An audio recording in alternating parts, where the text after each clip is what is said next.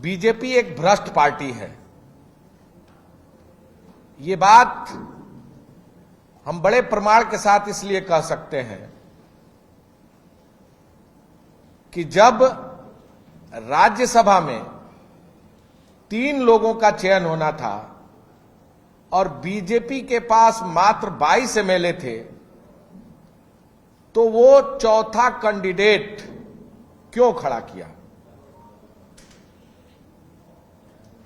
यह स्पष्ट है कि बीजेपी हार्स ट्रेडिंग के अंतर्गत अपने चौथे कैंडिडेट को जिताने के लिए मुख्यमंत्री ऑफिस, तमाम तरह के करोड़ों रुपए के प्रलोभन और अन्य कई तरह के हथकंडे अपनाने का काम कर रही है।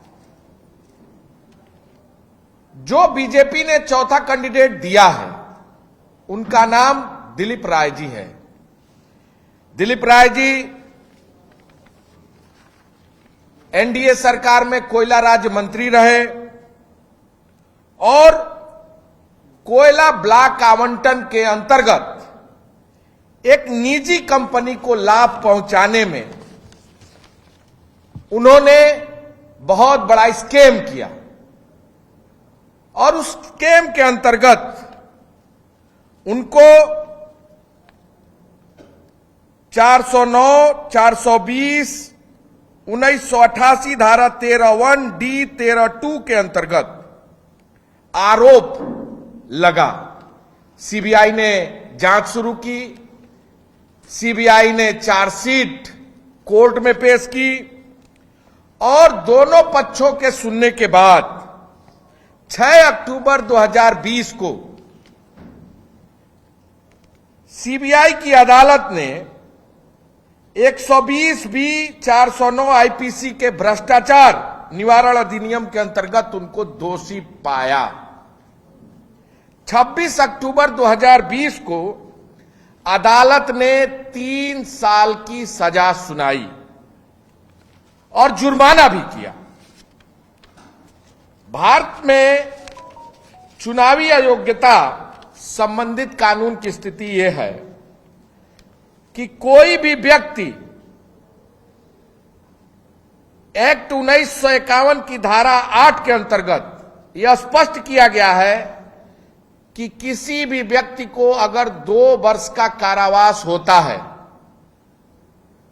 तो उसको अयोग्य करार देकर उसकी सदस्यता निरस्त कर दी जाएगी और वो जीवन भर चुनाव नहीं लड़ सकता।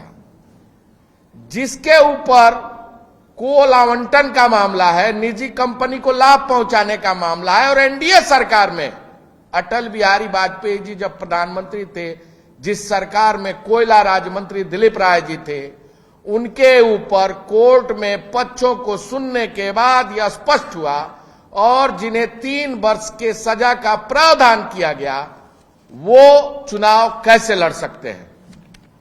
2024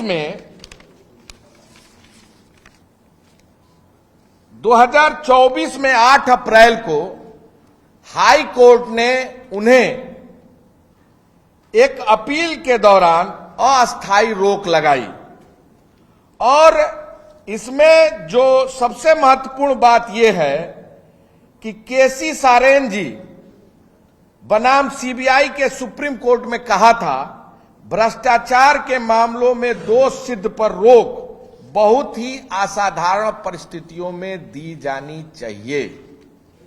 सबसे महत्वपूर्ण विषय यह है कि सीबीआई, सुप्रीम कोर्ट इसके खिलाफ एसएलपी दाखिल क्यों नहीं किया। और दूसरा जो सबसे महत्वपूर्ण विषय यह है कि आखिर कौन सी ऐसी परिस्थिति है और कौन कौन लोग शामिल हैं जिसके नाते बीजेपी दिलीप राय जी को लगातार अपने पार्टी का मेंबर और आज उन्होंने कैंडिडेट के रूप में नामित करने का काम किया। यह स्पष्ट है जो ये पूरी प्रणाली है, जो व्यवस्था है, वह भारतीय राजनीति के ऊपर और बीजेपी के ऊपर एक स्पष्ट संदेश देने का काम कर रही है कि बीजेपी भ्रष्टाचारियों के साथ खड़ी है, प्रधानमंत्री भ्रष्टाचारियों के साथ खड़े हैं, उनके राष्ट्रीय अध्यक्ष भ्रष्टाचारियों के साथ खड़े हैं, अमित शाह जी भ्रष्टाचारियों के साथ खड़े हैं और इस उड़ीसा राज्य के मुख्यमंत्री श्री मोहन मांझी जी भी उस भ्रष्टाचारी के साथ खड़े हैं। यह स्पष्ट रूप से यह पूरी प्रणाली दर्शाने का काम करती है। आप यह देख सकते हैं, ये पेपर, ये सारे फोन नंबर हैं जो यह दर्शाते हैं कि दिलीप राय जी किस तरह हमारे विधायकों से संपर्क करने का प्रयास कर रहे हैं। संपर्क करना कोई गलत विषय नहीं है। राजनीति में जो लोग चुनाव लड़ते हैं वो लोगों से संपर्क करते हैं, लेकिन ये चेक, ब्लैंक चेक क्या कहता है? हमारे विधायक राष्ट्रीय अध्यक्ष श्री मल्लिकार्जुन खड़गे जी से मिलने बेंगलोर गए हैं और आज उनकी मीटिंग है और वहां जाने के उपरांत जिस होटल में ठहरे थे वहां उनके 4 लोग उस होटल में उनसे मिलने का प्रयास, उनको खरीद फरोख्त करने का प्रयास, दिलीप राय जी से बात कराने का प्रयास, लालच प्रलोभन देने का प्रयास, उनका अपहरण करने का प्रयास। और जब पुलिस पहुंची, आनन फानन में 2 लोग भाग गए और 2 लोग पकड़े गए, जिन्होंने स्पष्ट रूप से यह वहां स्वीकार किया है कि हम हाउस ट्रेडिंग करने आए थे, दिलीप राय जी के कहने पर हम इन विधायकों का खरीद फरोख्त करने आए हैं। दोनों पुलिस की सलाखों में है, पूछताछ जारी है और भी ढेर सारे सबूत जब आएंगे तो हम आपके पास स्पष्ट रूप से साबित करेंगे और रखने का काम करेंगे। कुल मिला के सीधी बात यही है कि दिलीप राय भ्रष्टाचारी हैं, 3 साल के सजायाफ्ता हैं, स्टे पर हैं, सीबीआई आज तक कोर्ट नहीं गई, दोबारा सुप्रीम कोर्ट, और बीजेपी भ्रष्टाचारी व्यक्ति को चुनाव लड़ाकर अपना पूरा चाल चरित्र और चेहरा दर्शाने का काम कर रहा है। धन्यवाद।